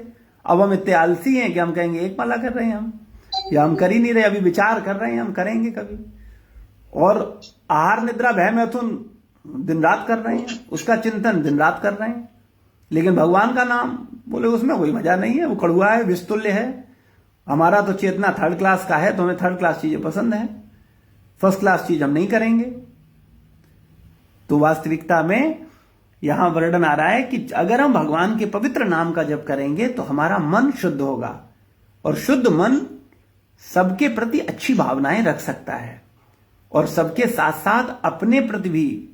हम लोग बुरा मत मानना, लेकिन कड़वी बात यह है हम अपने शत्रु बन गए हैं। हमें पता नहीं है कि हम अपने ही शत्रु बन चुके हैं, हम अपना ही अहित कर रहे हैं। आगे ब्रह्मा जी नारद मुनि को बताते हैं युग धर्म यानी कलयुग का वास्तविक धर्म क्या है, क्या करना चाहिए। तो ये मंत्र 2 है। एक मंत्र को हमने किया, ये कलिसंत्र उपनिषद का साधना खंड का दूसरा मंत्र है। उसमें क्या है, नारदा पुनः प्रपक्षन्न तन्नाम कमिति सहोवाच हिरण्यगर्भ हरे हरे राम राम राम हरे हरे, हरे कृष्ण कृष्ण कृष्ण हरे हरे, इत शोटकम नाम नाम कलोकलमश्नाशनम नाता परतोरुस्पाय सर्ववेदेषु दृश्यते। वास्तविकता में वेद में जो मंत्र है ना, वो हरे राम राम राम हरे हरे, हरे कृष्ण कृष्ण कृष्ण हरे हरे है। लेकिन चूंकि वेद मंत्र को जप करने का अधिकार हर किसी को नहीं है, केवल ब्राह्मण जप कर सकता है। ब्राह्मण का मतलब जो ब्राह्मणत्व को प्राप्त किया है, जिसके अंदर ब्राह्मण के गुण हैं, जो ब्रह्म मुहूर्त में उठता है। ब्राह्मण हमेशा ब्रह्म मुहूर्त में उठता है, यानी वो 4 बजे बिस्तर छोड़ देगा। ब्राह्मण के लिए प्रधान परब्रह्म ही रहेगा, वो परब्रह्म पर आश्रित होकर के जीवन जिएगा। तो जो वास्तविकता में भगवान से प्रेम करने वाले हैं, ऐसे ब्राह्मण जो हैं वो वेद मंत्रों का उच्चारण कर सकते हैं। शूद्र किसे कहा गया, जो 6 बजे के बाद उठते हैं, 7 बजे के बाद उठते हैं, ऐसे लोग शूद्र हैं, जिनका भगवान से कोई लेना देना नहीं है, जिन्हें भगवान से कोई प्रेम नहीं है, जिन्हें भगवान के विषय में कोई ज्ञान नहीं है, जिन्हें केवल अपने शरीर का ज्ञान है, जो केवल आहार निद्रा भय मैथुन में लगे हुए हैं। ऐसे मनुष्यों को शूद्र कहा गया, वो किसी भी कुल में क्यों न जन्मे हों, है ना। तो यहां वर्णन चल रहा है कि जो ब्राह्मण हैं वो वेद मंत्र का उच्चारण कर सकते हैं, हर कोई नहीं। तो चैतन्य महाप्रभु बड़े दयालु हैं, उन्होंने कहा ये वेद मंत्र है तो इस पर तो जप करने का अधिकार नहीं है सबको। तो उन्होंने क्या किया, इसको बदल दिया। बदल दिया मतलब चेंज कर दिया। अब उन्होंने क्या बोला, बोले हरे कृष्ण कृष्ण कृष्ण हरे हरे, हरे राम राम राम हरे हरे। अब चूंकि भगवान है वो कुछ भी कर सकते हैं, चैतन्य महाप्रभु स्वयं श्री कृष्ण हैं। तो उन्होंने क्या किया, इसे पलट दिया। और पलटा क्यों, कि जिससे इस पर सबका अधिकार हो जाए। अब ब्राह्मण ही नहीं, अब हर कोई इसे जप कर सकता है और अपना कल्याण कर सकता है। तो इसलिए चैतन्य महाप्रभु द्वारा जो ये मंत्र है वो हम लोगों को हरे कृष्ण कृष्ण कृष्ण हरे हरे, हरे राम राम राम हरे के द्वारा प्राप्त है। और अब हम इसको, इसी मंत्र को जपेंगे। अब ये मत सोचना कि जब तुम मान लो अभी शूद्र हो और मान लो आप अपनी चेतना को पवित्र करके आप ब्राह्मण बन जाओ तो अब आपको, अब तो हम ब्राह्मण हो गए, अब तो हम हरे राम करेंगे। नहीं, ये महाप्रभु की कृपा है कि उनकी कृपा से जो मंत्र हमको मिला है और उनकी कृपा से अगर हमने ब्राह्मणत्व को प्राप्त किया है तो अब उनके आदेशों का निर्वहन ही जीवन में होगा। तो हम लोग जीवन भर हरे कृष्ण कृष्ण कृष्ण हरे हरे, हरे राम राम राम हरे हरे, इसको करना है। और ये जीवन का मूल लक्ष्य है। तो कृपया, आप सब यूएस में रह रहे हो, आप वहां की सभ्यता से प्रभावित मत हो, अपने दुश्मन खुद मत बनो, चीजों को समझो और गंभीरता पूर्वक भगवान का नाम जप करते हुए संसार का सुख लो। मैं संसार के सुखों का विरोधी नहीं हूं। आप अच्छी गाड़ी लो, आप अच्छा घर बनाओ, आप अच्छे वस्त्र पहनो, आप बच्चों को अच्छी एजुकेशन दो, उनको अच्छी अच्छी यूनिवर्सिटी में पढ़ाओ, उनको अच्छा अच्छा बिजनेस खोलो, ठीक, सब कुछ बढ़िया है। लेकिन उन्हें अपनी संस्कृति से उतनी ही गंभीरता से जोड़ो जितना कि भौतिकता से। वो गीता के श्लोक भी करें और बढ़िया सा भोजन भी करें, लेकिन बढ़िया भोजन का मतलब उल्टा सीधा भोजन नहीं है, पवित्र भोजन। मांसाहार पवित्र भोजन नहीं है। तो कहने का मतलब है, यहां आगे इसका अर्थ बताते हैं आपको इस श्लोक का। ये साधना खंड का मंत्र 2 है। इसमें ब्रह्मा जी नारद मुनि को बोलते हैं। नारद मुनि ने पुनः प्रश्न किया, हे पितामह, वह कौन सा नाम है? तदुपरांत हिरण्यगर्भ ब्रह्मा जी ने कहा, वह 16 अक्षरों से युक्त नाम इस प्रकार है, हरे कृष्ण कृष्ण कृष्ण हरे हरे, हरे राम राम राम हरे हरे। इस प्रकार ये 16 नाम कली काल के महान पापों का विनाश करने में सक्षम है। इससे श्रेष्ठ अन्य कोई दूसरा उपाय चारों वेदों में दृष्टिगोचर नहीं होता। ये कौन बोल रहा है? ब्रह्मा जी बोल रहे हैं। लेकिन आजकल के तथाकथित ब्राह्मण और तथाकथित मूर्ख अपने आप को ब्रह्मा जी से भी ज्यादा बुद्धिमान मानते हैं। वो बहुत सी चीजें करेंगे लेकिन भगवान का नाम जप नहीं करेंगे, और करेंगे भी तो संख्या पूर्वक नहीं करेंगे। आचार्यों ने कहा है भगवान का नाम संख्या पूर्वक, एक नियत संख्या का जाप जरूर होना चाहिए। देखिए, इसको समझ लीजिए, ये 16 अक्षरों का मंत्र है, इसलिए इसको 16 माला जाप करना बहुत इंपॉर्टेंट है। 16 अक्षरों का मंत्र है। 16 माला जप करने से इसमें आपको सिद्धि मिलेगा, इसलिए 16 माला का जाप कम से कम होना चाहिए। ये 16 माला कम से कम है, आप अधिक कर सकते हो। हमारे मुस्लिम कुल में जन्मे भक्त नामाचार्य हरदास ठाकुर, वो 3 लाख नाम जप करते थे। उनको राजा ने कोड़े मार मार करके छुड़वाया। बोले, अरे एक मुस्लिम जो है वो हिंदू बन गया है, अब भगवान का नाम जप करने लगा है, इसको देख करके हमारी तो पूरे सारे मुस्लिम कन्वर्ट हो जाएंगे, इनकी सबकी घर वापसी हो जाएगी, क्योंकि ये सब सनातन धर्म से आए हैं, अभी ये सनातन धर्म में पुनः वापस पहुंच जाएंगे। तो उनको कोड़ों से मारा गया, 22 बाजारों में कोड़ों से पीटा गया। बोले हरिनाम बंद करो, लेकिन कोड़े पड़ते रहे, उन्होंने हरिनाम नहीं छोड़ा। उनके लिए हरिनाम मधुर था, उन्हें मधुरम था, हमें मधुर नहीं है। उनको इतना मधुर है कि कोड़े पड़ रहे हैं फिर भी भगवान का नाम नहीं छूट रहा है। और हमारी स्थिति यह है कि एसी चल रहा है, बढ़िया लग्जरी बेड है, गद्दा है, बढ़िया भोजन की व्यवस्था है, सब कुछ है, फिर भी नाम नहीं हो रहा है। और पूछो तो मधुर लगता है, बोले हाँ हमें बहुत मधुर लगता है। अरे भैया, किससे झूठ बोल रहे हो? किससे कपट कर रहे हो? अपने आप से। तो चीजों को समझना बहुत आवश्यक है। इसको समझिए कि वास्तविकता में भगवान का जो पवित्र नाम है ये बड़ा मधुर है, बड़ा मधुर है, लेकिन हमें मधुर नहीं लगता है। नामाचार हृदय, इसलिए चैतन्य महाप्रभु ने उनको नामाचार्य की उपाधि दी। वो 3 लाख नाम जब पर डे करते थे, यानी 24 घंटे में 18 घंटे क्या जप करते थे। ये उनका डेली का नियम था, क्योंकि उन्हें मधुर लगता था। आपको मधुर लगने लगे कोई चीज और बड़ा आनंद आता जाए, बढ़ता ही जाए, तो आप छोड़ पाओगे? सोना छोड़ दोगे, खाना छोड़ दोगे, जिसमें आनंद आता है वो काम आप करते हो कि नहीं करते हो? कई बार लोग अलार्म लगा लगा के प्लान करते हैं कि हम लोग सुख की ओर चलेंगे, बोले वहां घूमने चलेंगे, यहां करेंगे, वहां करेंगे, यहां जाएंगे, वहां जाएंगे। कई बार हम लोग बड़ी बड़ी प्लानिंग करते हैं सुख के लिए, नींद छोड़ देते हैं और सारे काम छोड़ देते, बोले सुख चाहिए, मधुरम चाहिए।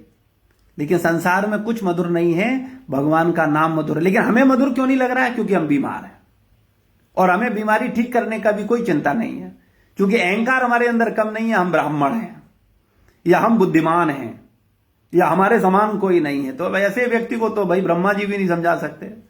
हालांकि हाँ, ब्रह्मा जी समझा रहे हैं, मैं नहीं समझा रहा हूं, मैं तो केवल ब्रह्मा जी की बात को बोल रहा हूं। तो ब्रह्मा जी की बात हम लोगों को समझ में आएगी नहीं, क्योंकि हम तो ब्रह्मा जी से भी ज्यादा बुद्धिमान हैं, इसलिए हम नहीं मानेंगे उनकी बात। तो कृपया इस पर विचार कीजिए। तो ये 16 अक्षरों का जो नाम है, इस प्रकार ये 16 नाम कली काल के महान पापों का विनाश करने में सक्षम है। इससे श्रेष्ठ अन्य कोई दूसरा उपाय चारों वेदों में दृष्टिगोचर नहीं होता है। और आगे वर्णन आता है, पुननाराद प्रपक्ष भगवन् को यस्य विदृति तमोवाच नास्य विदृति सर्वदा शुचिरसुचिर्वा पठन् ब्राह्मणा सलोकतां समीपतां स्वरूपतां सायुज्यतामिति। देवऋषि नारद ने पुनः प्रश्न किया। मंत्र 3, पहला मंत्र, दूसरा मंत्र, तीसरा मंत्र, यजुर्वेद शाखा का कलिशंतरण उपनिषद का साधना खंड का तीसरा मंत्र। अब ब्रह्मा जी नारद मुनि का संवाद आगे चल रहा है। देवऋषि नारद जी ने पुनः प्रश्न किया। बड़ा महत्वपूर्ण प्रश्न है, बड़ा हम सबके लिए बड़ा प्रैक्टिकल है। क्या प्रश्न किया कि हे प्रभु, इस मंत्र नाम के जप की क्या विधि है, इसको जपा कैसे जाए, कौन इसे जप सकता है, किस समय जपा जाए, कोई इसका निश्चित समय है, कोई निश्चित स्थान है जहां जपा जाए, कहां जपा जाए, इस मंत्र जप की क्या विधि है। तो ब्रह्मा जी ने कहा, अब आप ब्रह्मा जी की मानना, अपना दिमाग मत लगाना, न तथाकथित आबा बाबाओं की लगाना। जो ब्रह्मा जी बोल रहे हैं उसको स्वीकार करो। ब्रह्मा जी कह रहे हैं इस मंत्र की कोई विधि नहीं है, शुद्ध हो अथवा अशुद्ध हो। अशुद्ध मतलब मल त्याग रहे हो, उस समय भी नाम जप करो, कोई दिक्कत नहीं है। शुद्ध हो अथवा अशुद्ध हो, हर स्थिति में इस मंत्र नाम का सतत जप करने वाला मनुष्य सालोक्य, सामीप्य, सारूप्य, सायुज्य आज सभी तरह की मुक्ति को प्राप्त कर लेता है। ये मुक्ति जो मोक्ष है ना, ये 5 प्रकार का है। सालोक्य यानी भगवान के लोक में रहना, सामीप्य भगवान के साथ रहना, सायुज्य भगवान की ब्रह्म ज्योति में लीन हो जाना, सृष्टि भगवान के समान ऐश्वर्य का भोग करना। ये शास्त्रों में 5 प्रकार की मुक्ति का वर्णन दिया गया है। तो इसको बड़ी आसानी से प्राप्त कर लेता है कौन? जो आहार निद्रा भय मैथुन में लगा रहता है, जिसका खाना ही उद्देश्य है, जो केवल घूमना ही सोचता है, वो प्राप्त करता है? नहीं, जो भगवान का नाम जप करता है। और कब? कभी भी। आप रात में करो, आप दिन में करो, आप बिना नहाए करो, आप नहा करके करो, आप घूमते हुए करो, आप खाना बनाते हुए करो, आप ऑफिस जाते हुए करो, आप पोंछा लगाते हुए करो, बच्चों को तैयार करते हुए करो, किसी भी अवस्था में किसी भी जगह निरंतर भगवान का चिंतन चलता रहे, भगवान का नाम। हरे कृष्णा कृष्णा कृष्णा हरे हरे, हरे राम राम राम हरे हरे। बस जीवन सफल हो जाएगा। ये मैं नहीं कह रहा हूं, ब्रह्मा जी बोल रहे हैं, वेद कह रहा है। और वेद हमेशा से सही है, हमारी बुद्धि से परे है। अपनी बुद्धि लगाने की जरूरत नहीं है, उसको एज इट इज स्वीकार करिए, जीवन सफल हो जाएगा। तो हरे कृष्ण महामंत्र का जप हृदय से करिए, नियमित करिए, संख्या पूर्वक करिए। कम से कम 16 माला का जाप हम सबको नियमित करना चाहिए, तभी हमारा जीवन सही दिशा में जाएगा। इतना तो हमें कम से कम अपने ऊपर नियंत्रण करना ही चाहिए। मेरा मन इतना अनियंत्रित हो गया है कि मुझे नरक ले जा रहा है और हम तैयार हैं।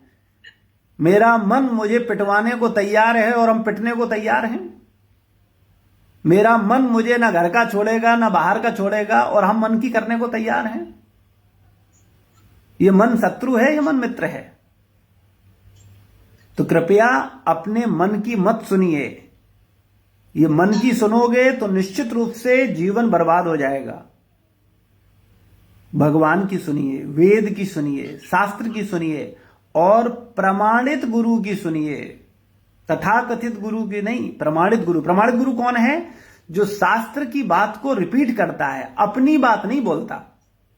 जो वेद में जो ब्रह्मा जी बोलते हैं बस उसी बात को बोलता है, जो भगवान बोलते हैं उसी बात को बोलता है, अपनी बात जोड़ता घटाता नहीं है, वो प्रमाणित गुरु है। तो अगर हम भगवान की इस बात को, ब्रह्मा जी की बात को मानेंगे तो निश्चित रूप से हमारा भला होगा। और एक इंपॉर्टेंट बात, ये जो नाम है ये आपके सब पाप जो आपने जाने अनजाने में इस जीवन में कर दिए हैं। कभी कभी चिंता होती है आपको, ईमानदारी से बताना, कभी आपको चिंता होती है कि अरे आपने ये पाप क्या क्या कर रखे हैं, कल आपका मृत्यु होगा, आपको यमदूत आएंगे ले जाएंगे और आपका हिसाब होगा, तो कितना परेशानी होगा। कभी विचार करते हैं? हमारे मन में ये विचार आता है? ईमानदारी से बताओ, हमको कभी अपने किए गए बुरे कर्म या पाप कर्मों पर प्रायश्चित होता है, या हमको डर लगता है कि मेरे कर्मों का हिसाब होगा तो मेरी क्या गति होगी? लगता कभी विचार आता है ऐसा? अब ऐसा विचार तो बोले प्रभु जी तब आएगा ना जब हम ये मानेंगे कि हम पाप करते हैं। बोले हम तो महान आत्मा हैं, हमने पाप और हमसे छी छी छी। पाप करते हमारे पिताजी, पाप करते माताजी, पाप करते पति, पाप करते बच्चे, मैं ना। अपने को छोड़ करके बोले मुझे छोड़ करके मेरे घर में सब पाप करते हैं, मुझे छोड़ करके मेरे प्रदेश में सब पाप करते हैं, मुझे छोड़ करके पूरे देश में सब पाप करते हैं, मुझे छोड़ करके पूरे विश्व में, पूरे ब्रह्मांड में लोग पाप करते हैं, लेकिन एकमात्र मैं ही पवित्र जीवात्मा हूं जो कि पाप नहीं करता। तो अगर हमने अपने लिए इतना सुंदर भ्रांति धारणा बनाई हुई है तो फिर भैया कल्याण कैसे होगा? तो कृपया विचार करिए। जाना है इस पर हमें ही विचार करना होगा कि वास्तविकता में हम किस दिशा में जा रहे हैं। हम अपने शत्रु बन गए हैं। तो इसलिए कृपया ध्यान पूर्वक भगवान के पवित्र नाम का जाप करिए, इससे आपका कल्याण होगा। इसमें आपके कोई पैसे भी खर्च नहीं होते। पैसे खर्च होते हैं बताओ? आपको आराम से बैठना है, भगवान का नाम लेना है, आराम से भगवान का ध्यान करो और अपने को पवित्र करो। बहुत बहुत आसान है। लेकिन हम क्या करेंगे? बोले ये वाले गुरुजी ठीक नहीं है, बोले गुरुजी आप ले लो दक्षिणा और मेरी तरफ से आप जाप कर दो, बोले हमको खाने पीने दो, आहार निद्रा भय मैथुन करने दो, हमारी तरफ से ये लो लक्ष्मी और हम आपको आपके अकाउंट में ट्रांसफर कर देते हैं और हमारी तरफ से आप जप करते रहना। तो भैया खाओगे तुम तो पेट तुम्हारे पेट में जाएगा, है ना? हम खाएंगे तो हमारे पेट में जाएगा। तो इस ऐसी ठगई चल रही है। लोग बोलते हैं बोले तुम्हारी वजह से हम जाप कर देंगे। तो हम कहते बढ़िया है। बोले हम तो करेंगे नहीं, हमसे होगा भी नहीं, आप ही कर दो। तो भैया खुद करो, ध्यान पूर्वक करो, प्रेम करने के लिए करो, भगवान से जुड़ने के लिए करो। भगवान आपके हैं, माता पिता आपके हैं, गुरु आपके हैं, लेकिन भगवान हमेशा से आपके हैं और आपके ही रहेंगे। इस पर हमारा ध्यान निश्चित रूप से होना चाहिए। तो ये शास्त्र में वर्णन आ रहा है कि सारे पापों से मुक्ति हो जाएगी, इस जीवन के नहीं। आपको भले ही डर न लग रहा हो, लेकिन विचार करोगे तो आएगा कि भैया हमने बड़े पाप किए हैं। जब व्यक्ति वास्तविकता में सतोगुणी होता है ना, तब वो सही को सही मान पाता है। तो प्रकाश की अवस्था है ना सतोगुण। तमोगुणी व्यक्ति अपने को पापी नहीं मानता।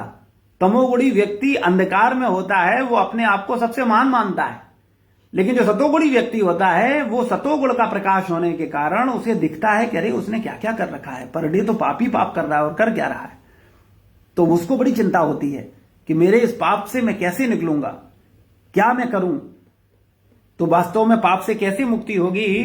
तो पद्म पुराण के पाताल खंड के अध्याय 96 में श्लोक 84 और 85 में यमराज और ब्राह्मण का संवाद है, उसको सुनिए। वासुदेवज पासक्त्वानपि पापकृतो जनान् नोपसर्पन्ति नान विप्र यमदूता सुधारुणा। से डरने की आवश्यकता नहीं है। आपके घर यमदूत नहीं आएंगे, आपके पड़ोसी में आएंगे। अगर आप नाम जप कर रहे हो तो आपके घर में आपको उठाने के लिए यमदूत नहीं आएंगे। अब इससे बड़ी क्या गारंटी है? अच्छा हम लोग मरेंगे कि नहीं मरेंगे, क्या विचार है? विचार करते हैं कभी इस पर? और जब मरेंगे तो फिर हमारे मायके से भैया आएंगे लेने, बोले चलो दीदी बहुत दिन रह ली हो तुम यहां। कौन आएगा? यमदूत आएंगे और अंडर मारते हुए ले जाएंगे। शास्त्रों में पूरा वर्णन है ना। और बेटा साथ जाएगा, बेटी साथ जाएगी कि मम्मी साथ जाएंगी, पापा साथ जाएगा, या आपका पति साथ जाएगा, या आप जो पूरे पड़ोसी को या अपने मित्र को पूरा दिन पे फोन पे बात करते हो वो साथ जाएगा। कोई जाएगा क्या?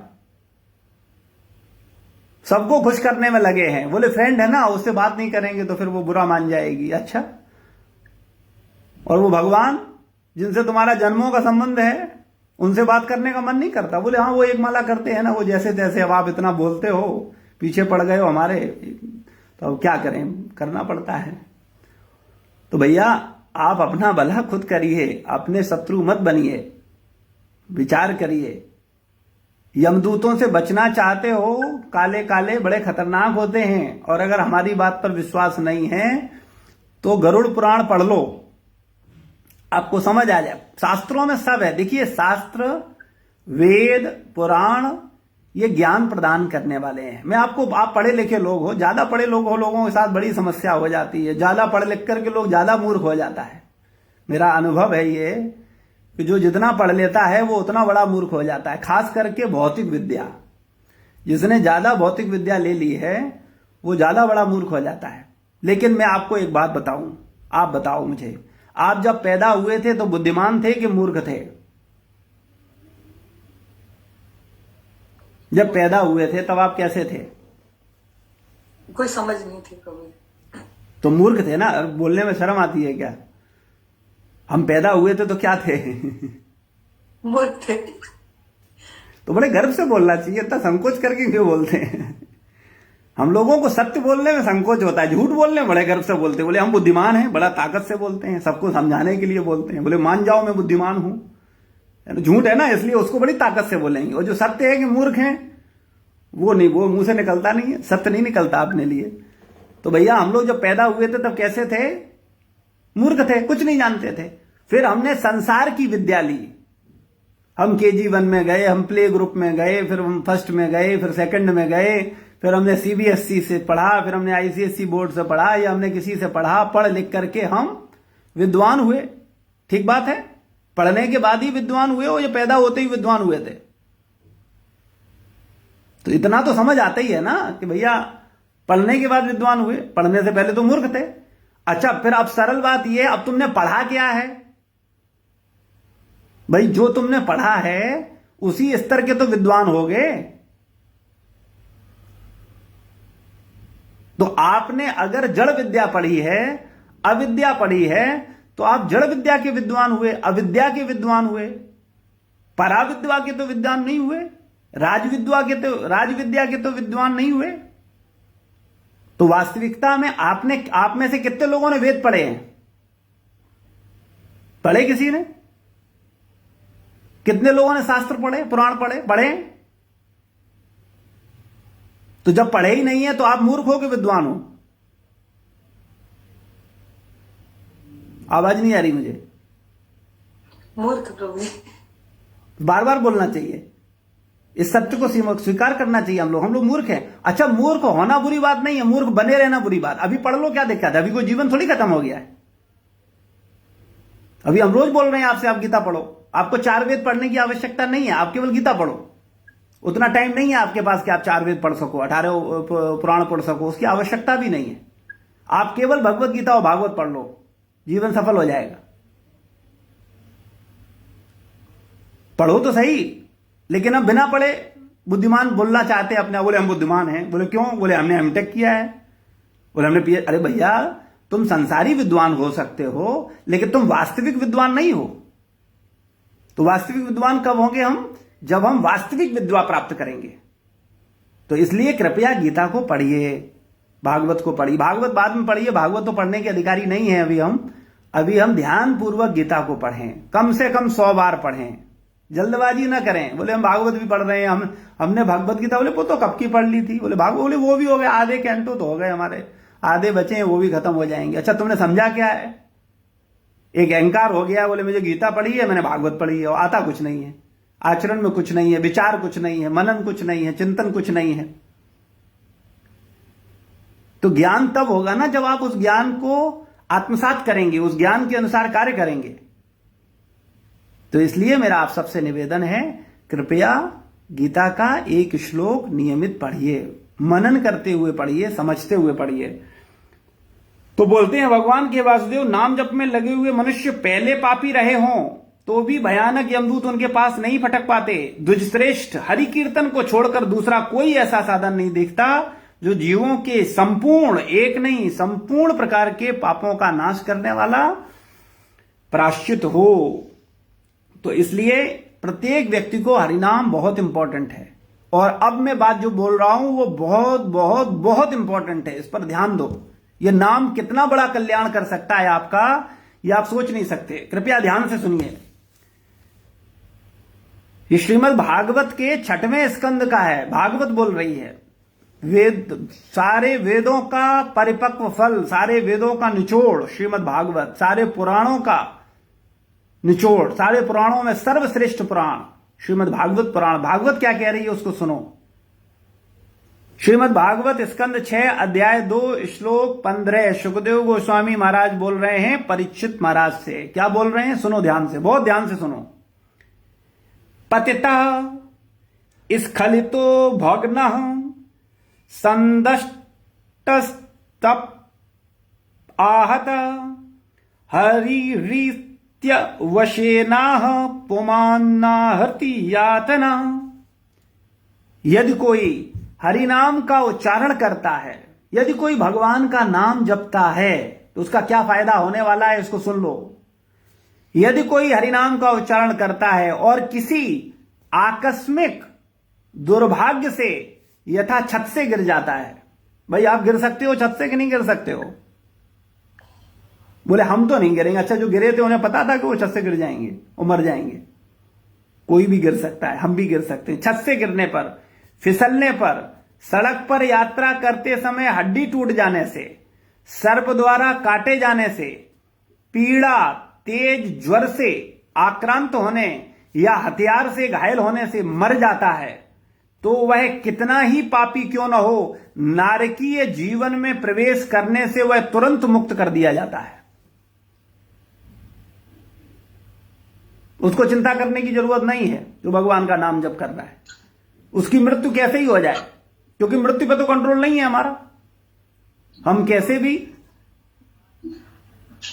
कैसे भी हमको चोट लग सकती है, कैसे भी हम सर्प काट सकता है। आप बहुत अच्छी गाड़ी चलाते हो, बोलो हमारा एक्सीडेंट नहीं होता, बोले आज तक नहीं हुआ। बोले क्यों? बोले हम अपनी साइड चलते हैं और बिल्कुल बहुत ध्यान से गाड़ी चलाते हैं। अच्छा भैया ठीक है, आपका कंट्रोल अपनी गाड़ी पे तो है, सामने वाला जो ट्रक आ रहा है उस पर कंट्रोल है क्या आपका?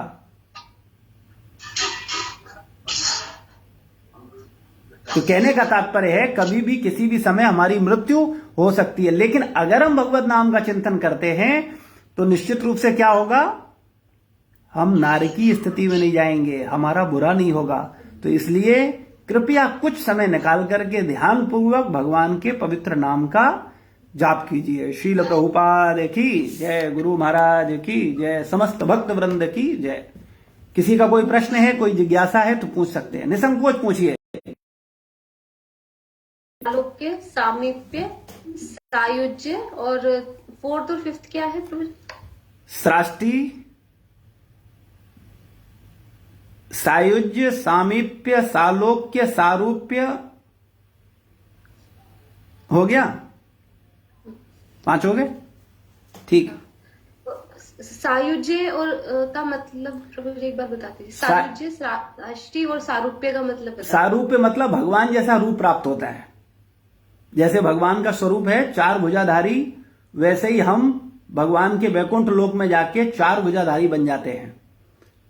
आप कहेंगे आपको कैसे पता है कि 4 भुजाधारी बन जाते हैं? अजामिल की कथा, अजामिल सुनो। अजामिल जब भगवान का नाम याद करता है तो वहां पर जब यमदूत आते हैं तो उसी समय विष्णु दूत आते हैं। वो विष्णु नहीं थे, वो विष्णु दूत थे। तो वो विष्णु दूत कौन है? हमारे आपकी जैसी जीवात्माएं हैं जिन्होंने भगवान की सारूप्य मुक्ति को प्राप्त कर लिया है। ठीक है ना प्रभु जी? सायुज्य और साष्टी नहीं, सारूप्य के विषय में मैंने बताया, भगवान जैसा स्वरूप। वो तो हाँ, इसका शास्त्री का मतलब है जो भगवान जैसा जो ऐश्वर्य है ना, जो भगवान भोगते हैं, जो भगवान को सुख है वही सुख जीवात्मा को मिलता है। ठीक है। और सायुज्य मतलब है भगवान के जो निराकार प्रकाश, भगवान का जो प्रकाश है उस प्रकाश में लीन हो जाना। ठीक है प्रभु जी। ठीक है। जैसे लोग बोलते हैं आत्मा परमात्मा में मिल गया, तो ये सायुज्य है, सायुज्य मुक्ति है। लेकिन ये मुक्ति 3rd क्लास मुक्ति है। वैसे तो भक्त को ये 5 मुक्ति नहीं चाहिए। अब आप कहेंगे तो ये भी नहीं चाहिए तो चाहिए क्या? तो वो अभी समझने का स्तर नहीं है, इसलिए उसकी कोई चर्चा नहीं करेंगे। अभी आप केवल इनके लिए ही प्रयास कर लो, है ना। और कोई प्रश्न? प्रभु जी मेरा एक प्रश्न है, लेकिन मेरे से पहले कोई अगर किसी का प्रश्न है तो पहले वो पूछ लो प्रभु जी।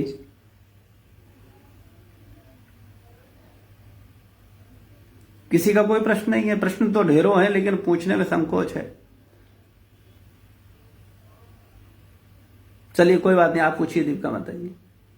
प्रभु जी जैसे जैसे अब ये कार्तिक महीना था तो हम लोग इसमें कि ये करना है, दीपक जलाना है, भगवान को मतलब करना चाहिए, अच्छा होता है।